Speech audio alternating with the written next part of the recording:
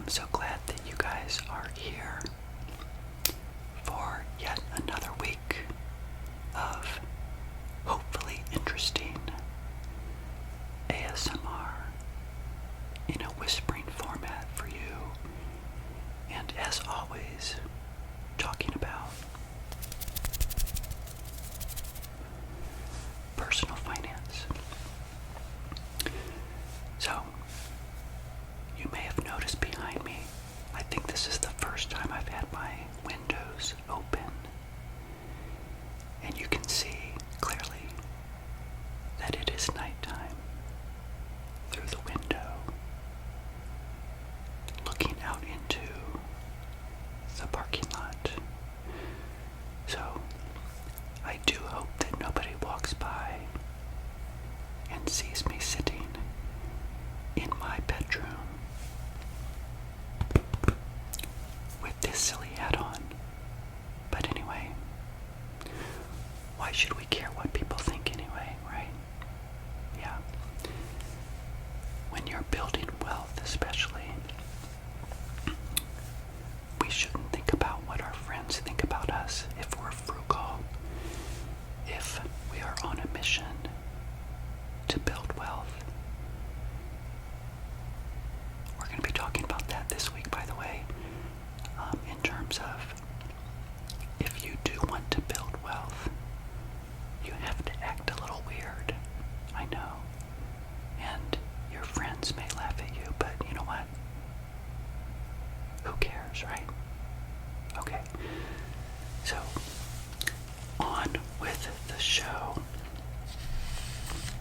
And by the way, I hope you guys are doing really great so far this year with money. I know I keep talking about that, but you know, we're at that halfway point in the year, and we should be looking at our budgets and making sure that we are on track. So again, I hope you're all doing well. So, what are we going to be talking about this week? I think for today, Monday, is going to be a money motivation type episode to keep you on track with your finances and to motivate you to continue to do well with money. And I think in a couple days I'm going to be talking about 4 financial behaviors that have made me a millionaire. So I know I keep talking about the fact that I'm a millionaire. You're probably so tired of that, but I've got lots of new people that have joined ASMR Money Mentor, and you may not know my backstory. So if that's you, go to my playlist, watch episodes number 1 through 62, where I talk about over the past 15 to 18 years how I've slowly built wealth, and how you guys can do it too if you keep your income up and your expenses down. Okay, so I'm going to be talking about my 4 top financial behaviors that again made me a millionaire. Now on Friday, I'm either going to do one of 2 things, so you've got to come back, because I'm either going to do another observation ASMR, which by the way, observation ASMR means that the camera will be on me and I will be pretending as though nobody's watching. Because what do we truly say to ourselves about money when nobody is looking? Think about that for a minute.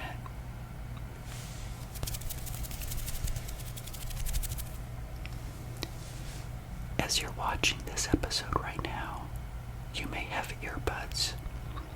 You may be putting your phone on your nightstand, like I like to encourage people to do, and absorb this information through osmosis. I don't know if that really exists, but anyway, let's go with it, shall we? And you can relax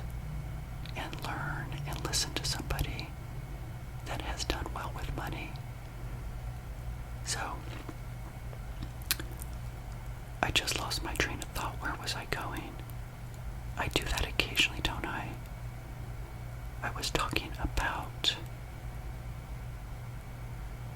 the 4 financial behaviors that made me a millionaire.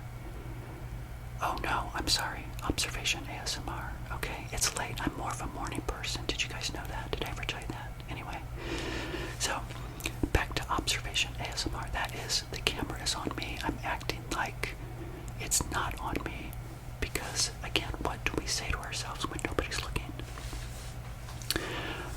I produced an episode early on, I think it was episode 3, 4, or 5, something like that, where I talked about golden handcuffs. A lot of us are slaves to our own debt that we have created. And so I know for many of you, if you have that type of a life, when the lights are down and when you're with your own thoughts, you'll probably be thinking about the true essence of how you really feel about money to your core, not something that you share with people, but that you know deep down could be the reasons why you haven't done well with money. So, on Friday, come back because I may do an observation ASMR to talk through how I think about money and how at least once a week I spend a good hour thinking about my financial future so I can get there, most notably, but I need to know and see it before I can actually achieve it. Now, I may do an observation ASMR on Friday, or at the time that I'm recording this, tonight I just got to 1,500 subscribers. So, thank you guys so much, and as you know, I occasionally give a heartfelt thank you to all of you that have subscribed to my channel. And I want to again take this opportunity to thank you for being here and believing in me to bring ASMR and financial content to you. So I thought to myself, maybe people would be interested in knowing how much income I am making from this channel so far. A lot of people I've seen on YouTube that start channels do like to share with others how much money they're making. So I think I may do that on Friday. So come back and learn more about that, and you may be surprised with what I have to say about what I'm going to do with any income. So yeah, come back, and it's either going to be observation ASMR or we're going to talk about the channel and how much money I've made so far. But moving on to today's episode, where I want to talk about the top wealth killing idea that I think prevents people from reaching financial security. So if I were to ask you that question, what do you guys think? For Monday motivation, right? For Monday money motivation, what do you think is the number one wealth killing idea that keeps people stuck and keeps people being poor, that we're going to talk about in a couple days? What do you think that is?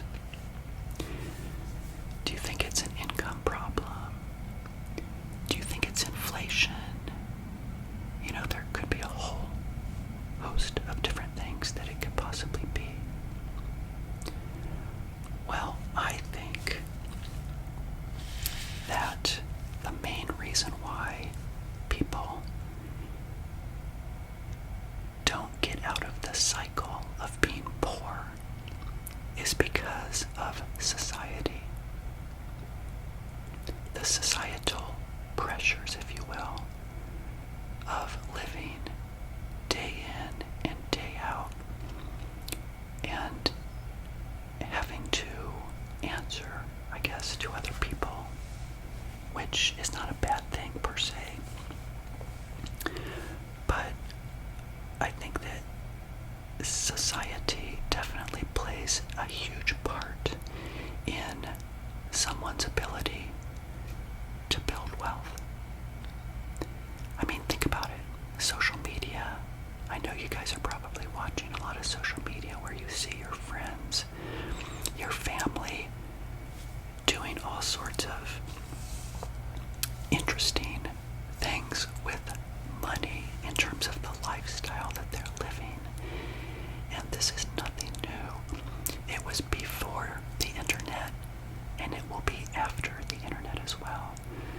This again is nothing new. However, I think before social media and before those types of things, perhaps for generations past it was easier to build wealth, potentially because there wasn't that constant barrage of images and things that you see in social media. And I also think, in addition to that, it is our childhoods. You know, how did we grow up? What did we learn from our family about money and our friends? And you guys know, for me, I think I've shared with you before, I grew up in a middle-class family. Our father, for my brother and my sister and I, did provide for our family. Financially speaking, he was there in terms of, generating income for us. And yet, my father, if I didn't share this with you, my dad had a bankruptcy when I was in high school. And I think because I saw my father go through a bankruptcy, maybe part of me felt like it wasn't a big deal.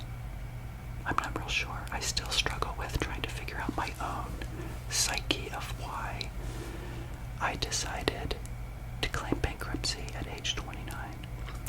So for those of you that don't know, I had a bankruptcy at age 29 where I felt like that was the only recourse for me, which was to wipe out about $40,000 worth of debt, which in 1995, that was a lot of money. And I remember thinking that it would probably be the only way I could recover, and maybe because my father had done it, I felt like I could do it as well. I'm not sure. But I don't know that I really learned about money per se, although I have talked about the fact that my mother is really good and frugal. She's really good with money. And I think on a previous episode I talked about the fact that I did learn a lot from her in terms of, keeping things a very long time, and things last a lot longer than we think we do, which I'm going to be talking about in a couple of days. But, I had my mom on one side that was really good with money, and my dad on the other side, which was not very good with money. So, by the time I got my first job in 1990, I think I was really confused in terms of what that truly meant.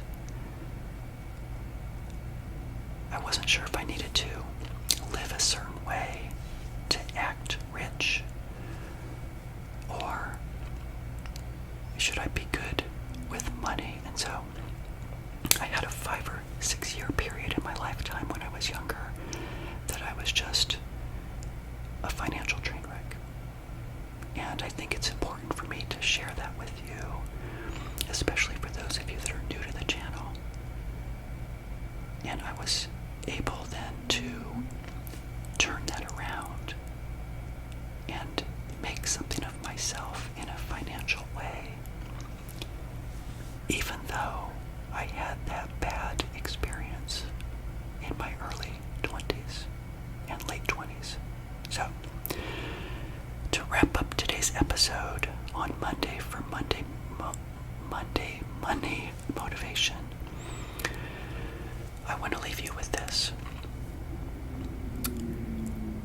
regardless of how and what you've gone through in your life so far, and I know many of you are very young, try your best to have it within you to know that you can do really great things with money, and you do not need to listen to and change your behaviors based on what you see in social media.